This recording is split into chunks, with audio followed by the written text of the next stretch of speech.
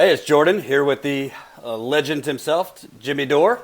And Jimmy, I want to make sure you're okay because I heard that you just went to get your blood test to make sure the Russians haven't gotten to you. All this time, I I thought I just liked Bernie.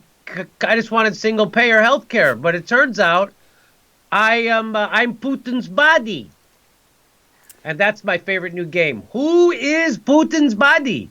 So now, are you talking about the article that was in the New York Times about that Russia was controlling African Americans in America?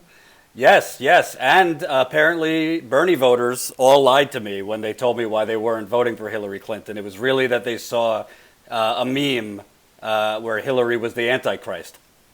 So if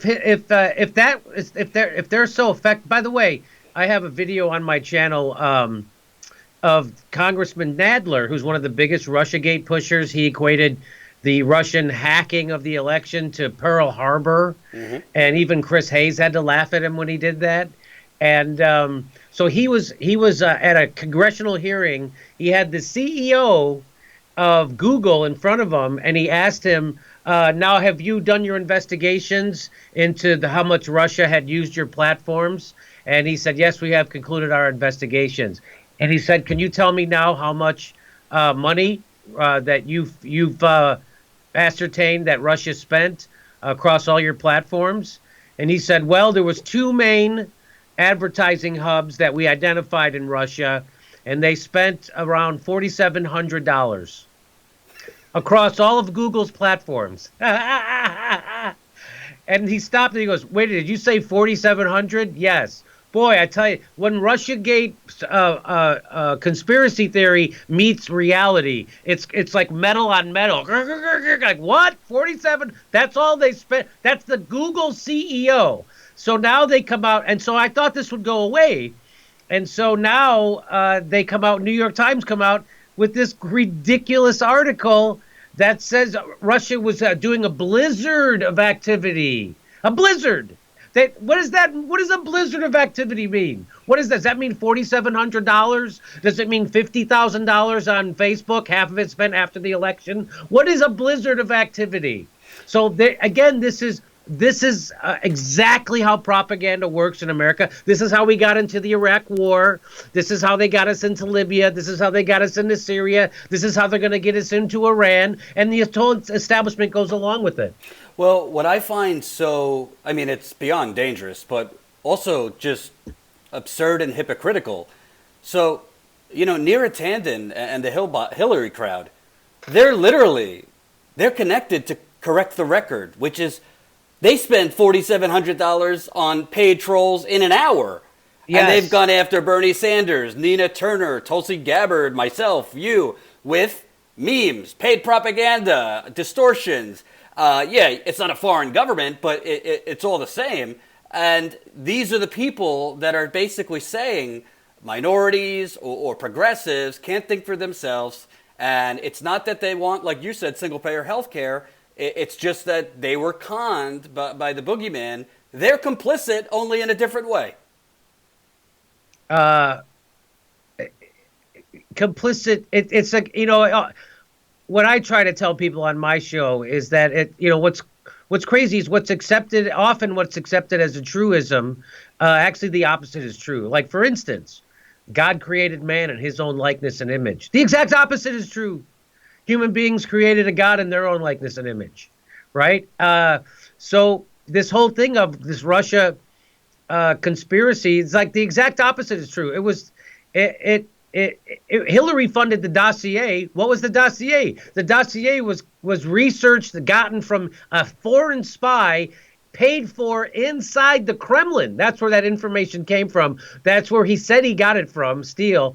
So they were literally conspiring with a foreign agent, paying people inside Russia to get dirt on Donald Trump, which they were going to use in the campaign. That's the exact friggin' thing that they said Trump did. Am I wrong about that? No. No. No. So the exact opposite is true. And so this whole thing here again, they just can't let this die. And the New York Times does their bidding for them. So the New York Times, which will never tell you the truth about war, they're not going to tell you the truth about this either. This is mind blowing what's happening. They're literally saying that Russia's controlling our elections. There's nothing we can do about it. How can we ever stop someone from doing $4,700 in memes? It's and so people don't read, they just hear the headline, and then Rachel Maddow's going to do 45 minutes on it, and she's going to tie it all together back to the CEO of Exxon, and somehow he's also a Putin puppet. That's called McCarthyism. That's called red smearing, and it's still happening today. And so if you go see that movie Good Night and Good Luck, or you rent it on Netflix or wherever it's available, that's that George Clooney movie about the Red Scare. That's exactly how and it's doing exactly the same thing. And in this situation, guys like you would be the news guy. Well, I'd love to know your thoughts, because you were at the DNC. I was at the DNC. We both covered it. And, you know, I think Hillary Clinton and the Democratic Party, they were like, oh, yeah, we could throw these delegates off the stage. We could take their passes. We could treat them like, you know, ants on the bottom of our shoe. They'll come back to us. Or Hillary Clinton, you know, they didn't even get on African American radio in Michigan until the week before the election. Things like that. She pulled her volunteers out of Michigan in Detroit and other areas with a heavy black population. So it seems to me they didn't learn anything from 2016, and now they're the Democratic Party who's going to try to push Biden or Beto or Kamala Harris. They think that the way to endear themselves to the growing Bernie wing is to basically say they got conned and they're stupid, or African Americans. I mean, it's not so subtle racism when you're suggesting that the black people that didn't vote for Hillary Clinton did so because they were taken advantage of. That's just amazing. That is just amazing. It's not stopping, Jordan. I thought that it would be trickling away, because I just saw PBS publish an article that says that was, again, bracing their readers and viewers for a nothing burger coming. This stuff with Cohen and Manafort and Flint, it actually doesn't have anything to do with the core charge of collusion and treason. Doesn't have anything to do. So it's just amazing how people who think they know a lot about this story, who watch news shows every day, so they think they're informed, have no idea what's going on in the Russian collusion story. Like, for instance, people will literally point, people who come at me on social media and whatever, they'll say, of course there's evidence of collusion. And I'll say, what? And they'll say, well, why did Flynn plead guilty to talking to the Russians? So what Flynn, if people don't know, I'll tell you, this is amazing. So what Flynn pled guilty to was talking to the Russian ambassador at the behest of Israel. He pled guilty to talking to the Russian ambassador at the behest of Israel after the election. So people go, look, he talked to the Russian ambassador after the election and lied about it. So that means he talked to the Russian ambassador before the election. And no, that doesn't mean that. In fact, what that really shows, and that whole thing, people don't even. Israel called Flynn and said, hey, there's this vote coming up at the UN, and we'd like you to contact someone inside Russia to see if they'll vote with us at the UN vote against Israel. So Flynn talks to the ambassador, says, hey, on behalf of Israel, would you vote this way? They say no. They don't do the deal. So the only people there's collusion with is with Israel. There's absolutely no collusion with Russia. And the charge they got him on was lying to the FBI. Not collusion with Russia, lying to the FBI. Well, what I find also interesting, and obviously I'm not comparing this to the Iraq War, but as you remember, in 2002, 2003, I mean, there was basically Amy Goodman and Democracy Now! And Phil Donahue and a couple others that had a national profile speaking out against this. They were attacked, marginalized, fired from MSNBC. And you're seeing the same thing. I mean, I think one of the smartest people on this, and we both had him on, is Aaron Maté. He's never invited on any of these outlets. And there's nothing wrong with his facts are all impeccable. And he's not hyperbolic like I am. No. He's very calm. He's very academic like. He's the perfect kind of person you would think they would want to come on. Right. But when I see, I like to torture myself. So if I have CNN during the day, I mean, after this Michael Cohen 3-year sentencing, it was literally, I don't know if you've seen an episode of The Americans, that spy thriller. It was kind of not so different from that. And I'm sitting here thinking, honestly, I was thinking to myself, is this something am I being stubborn? Is there something I'm missing? Because I don't. Well, let me ask you, Jordan, what did Cohen get sentenced for? He got sentenced for basically helping Trump to pay off 2 porn stars. Oh, excuse me, a Playboy model and a porn star. Yeah, has nothing to do with Russia at all. People argue and push the RussiaGate conspiracy. Will literally say, well, then why are all those guys pleading guilty? Because they committed other crimes. Right. Right. Pretty sure you killed someone. Why? Because you pled guilty to that traffic ticket. That those two things aren't connected. Right. I'd love to know what you think on this, because to me, I think the Democratic Party, I mean, obviously they're not doing Medicare for All as a litmus test. I really think for all these 2020 contenders, I mean, Julian Castro's signed up for his exploratory committee.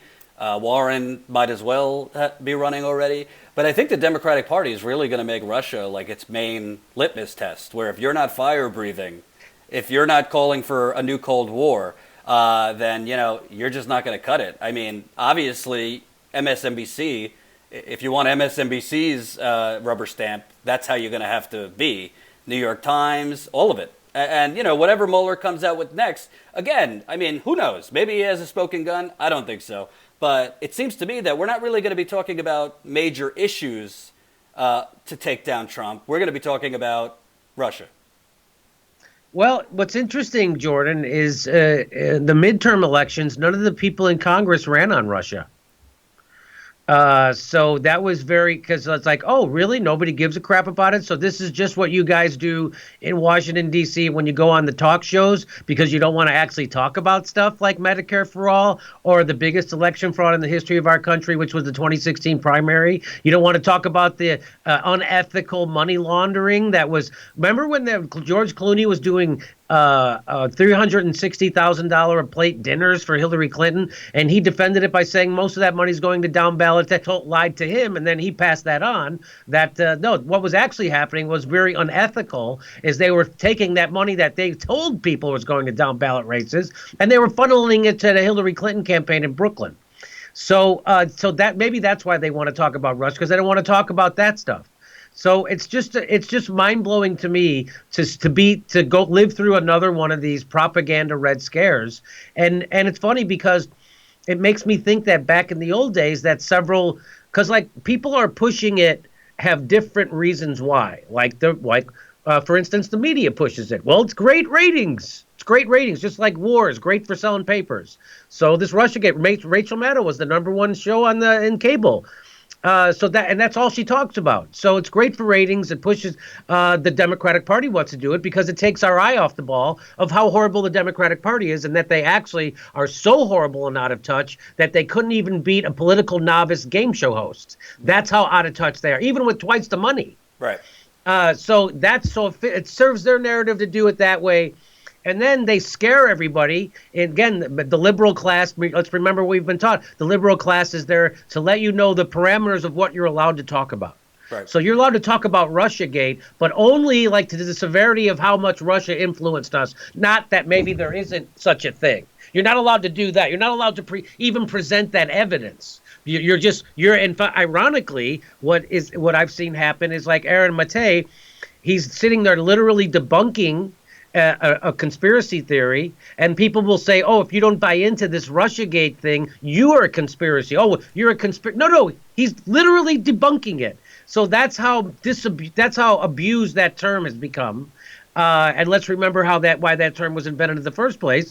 It was that wasn't invented, but CIA used it to make people who said that there was a conspiracy around the JFK murder. They were crazy. And so now they just use it for whatever they don't want you to talk about. They'll call you. And so you notice Jordan, that when they talk about the RussiaGate conspiracy, they don't use the term conspiracy. They use a term that no one ever heard before, collusion. Well, that's not what they say when they charge you in a court of law. When the prosecutor charges you, he doesn't charge you with collusion. What do they charge you with? They charge you with conspiracy. Conspiracy to commit.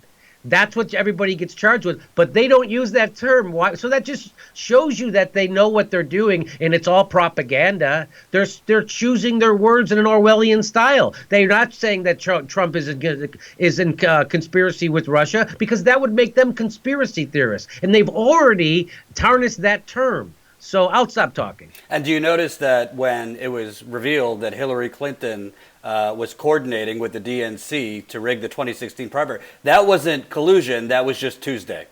Right, that was just Tuesday. Right. And the fact that they funded the dossier, and the fact that they lied about it to investigators for a year. None of those people got charged. None of them got charged who lied about did they fund the dossier, and why did they lie about it for a year? So it's just amazing. And there was an investigation. There's supposed to be an investigation into this Trump, and I haven't heard what it came of that. Have you? Say that again. Which? So I was told that there was an investigation that. Why am I blinking on his name? Jeff Sessions appointed a guy named Huber, Huber, to investigate the investigation of Trump. Oh, right. And so he was set to testify and give his findings, but he still hasn't testified. So I don't know what's going on with that.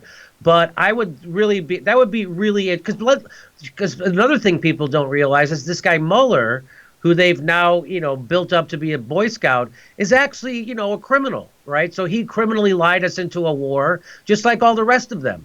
I would love to be able to play the videotape of Mueller lying about Al Qaeda and Saddam Hussein and Iraq and all that stuff to Congress. And he rounded up Muslims after 9/11 as FBI director.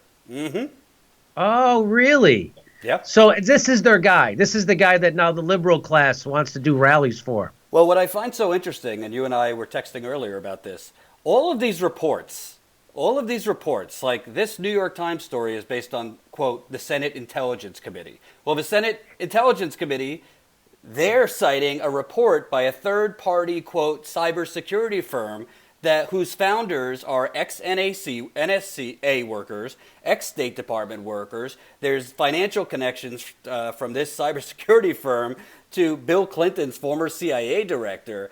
This cybersecurity firm is part of the National Intelligentsia. What is the name of that? What is the name? Do you know the name of that cyber firm? New Knowledge. Okay. It's called New Knowledge, and it's all ex-NSA, State Department, Defense Department flex. And basically, it's like this CrowdStrike that found the DNC hacking. They're hiring these third-party cybersecurity firms that all have financial connections to to basically the revolving door in Washington, D.C. So you have firms putting out this nonsense about Russian media influence on social media that literally are connected to politicians and intelligence agencies. So to me, it seems like there are motivations of these cybersecurity firms to keep pushing this fear because they're making money off of it too. Well, Mike Morrell, who was the former director of the CIA, gave an interview to Politico in October of 2017. The headline of the Political article was something to the effect of it was the biggest intelligence failure ever, RussiaGate, whatever. But if you actually read the article, which I guess they count on people not, Mike Morrell reveals in that article that he doesn't think that there is evidence of Russian hacking the DNC servers, and that he doesn't think that there will ever be evidence of it. And why? Which to me that would be the headline, but that's not their headline at Politico. But the reason why he said that was because every investigative reporter worth their salt has been trying to find evidence of this, and they haven't.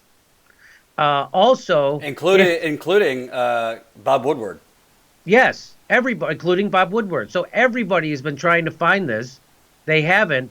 But not only that, he said they've been investigating the hell out of it. Bob Mueller and all his investigators and all the money they're spending. And he said, so if there was evidence, it would have already leaked.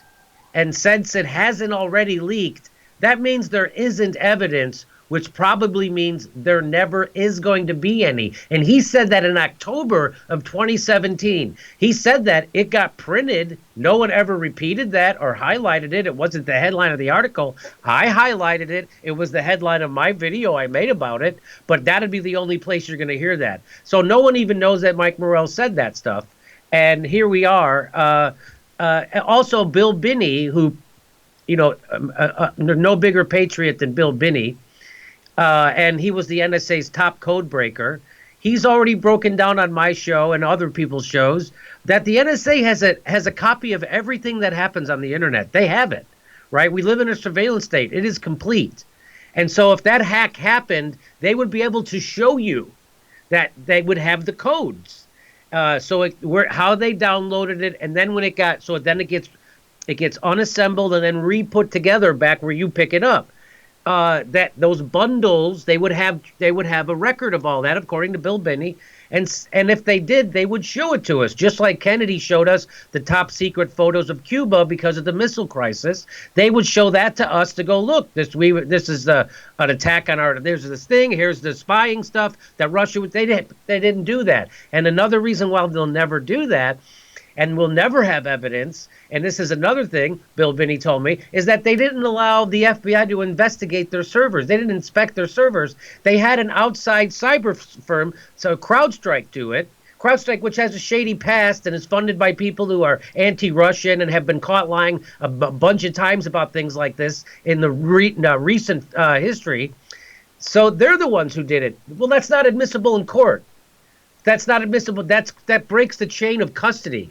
The FBI had to do the investigation, and then they have the evidence, and then they can show chain of custody. But if you let an outside company do the investigation for you and then hand you their results, that's not admissible in court. Right. So that's why we'll never have evidence of it, and that's why this is all propaganda. And this is again, I'm not kidding about that movie, Good Night and Good Luck. Go watch that movie. Here it is happening again, except it's coming from the left.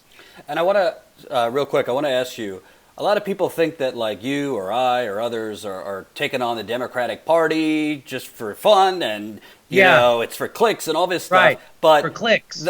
Here's the thing. So, perfect example. The Yemen war would be closer to ending, at least our role in genocide. 5 Democrats voted with the Republicans. 7 abstained. The Republicans didn't have the votes. They needed the Democrats to put them over the top. Now's not the time. Now, this is not the time. Now's not the time to talk about this. I know we said it wasn't time to talk about it before the election, but it turns out after the election, still not time. Not time to talk about it. It's a bad time. You're being divisive. You and Ryan Grimm and all the other jagoffs telling the truth about the Democratic Party. We don't need that. What we need here is unity. You need to unify with the problem. And my last question, and thanks for taking the time. I think Bernie's going to run. I think he's going to run as a Democrat. I think so. And, to me, I got to be honest, I think they've had more time to rig it this time and to plan. But by the book, I mean, Bernie Sanders just led and spearheaded the first use of the War Powers Act in the United States history. That was his resolution. Bernie Sanders, through sheer force of shame and grassroots organizing, got Jeff Bezos to raise the minimum wage. He's the richest man in the world to raise the minimum wage. So he not only proved he could bring together a bipartisan coalition, which they all keep saying he never gets anything done, he just talks. He shamed Jeff Bezos. I mean, he's done more, frankly, than the Democratic Party has done. Of course he has. In the Trump age. Yet I keep hearing like Beto O'Rourke, who voted to deregulate Wall Street just this year, and who won't come out for Medicare for all. I mean, he is Obama 2.0. Let's call it what it is. What are your thoughts? Because I think if he runs, he's going to announce in the next few months. Is it rigged already against him? Obviously it's rigged, but does he have a shot if he runs? So there's so many interesting things. I would not. If you look right now at the news stories today, there's a war between the state Democratic Party and the National Democrat and the DNC with Tom Perez about data. And that's a real war. So that again, there's Tom Perez. He can't even work with his own corporatists. He can't get along with anybody. The guy has no skill on legislating or being a leader or making the train run on time. He has no skill to do anything except guard his corporatist interests. That's the only thing Tom Perez is good at, right? So do not be surprised if Tom Perez deems Bernie Sanders not a good enough Democrat to be running and the Democratic. Do not be surprised. Oh, that's right. People should know he slipped in that rule. That was aimed directly at Bernie. And why did they put that? So there's a rule now that says if that the DNC chair gets to decide if you are a Democrat in good standing, meaning in your writings and your words and in your deeds, did you help the party or hurt the party? And they could easily say Bernie's an enemy of the party. He's actually hurting us. So he's not a Democrat in good standing and he doesn't get to run in the Democratic primary. They could easily say that. Which I think would be a blessing in disguise if any has to run as an independent. It would be. It's not even in disguise. Yes, he could get rid of that goddamn albatross, which is the Democratic Party. So another thing that could happen if he is allowed, if he does overcome, they are going to cheat him. It's can he overcome it? And we had no idea that the cheating going on last time was that the Hillary Clinton campaign was literally running the DNC.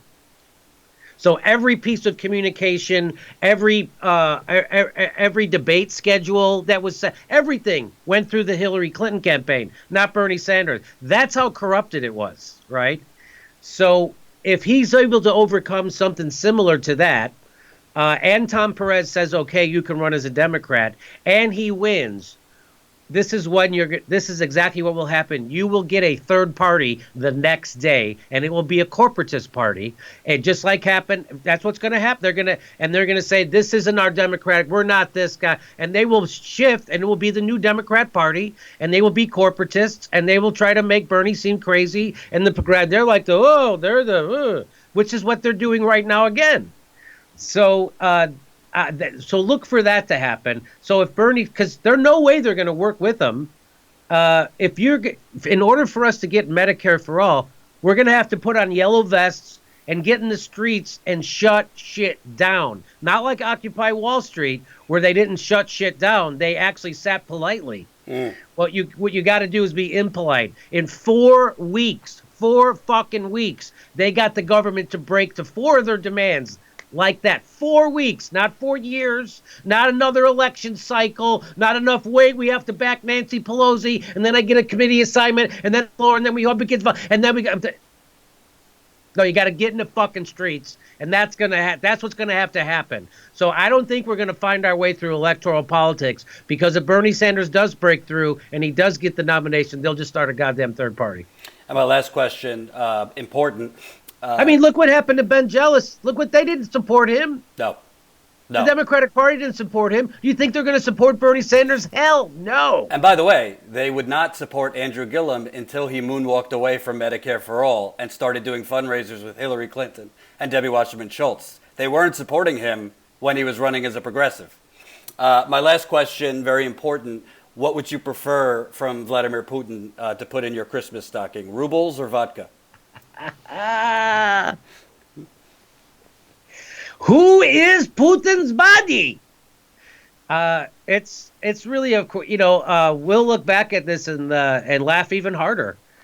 Sometimes it's just it's amazing, just to watch Aaron Matei's Twitter feed. It's amazing to watch people. He just asks people for evidence, and they'll go, "I have to go get a sandwich. I'll be back." And then I guess they're eating the world's largest sandwich because they never come back. Yeah, no, because I was in fights today, and I was like, do you have any data to back this up that one Bernie Sanders voter did not vote for Hillary Clinton based on social media posts? And they write, there's a thing called psychops, Jordan. Look it up. Oh, wow. Anyway. Okay, buddy. Great talking to you. Thanks for taking the time. I appreciate it, Jimmy. Okay, bye-bye. Bye-bye.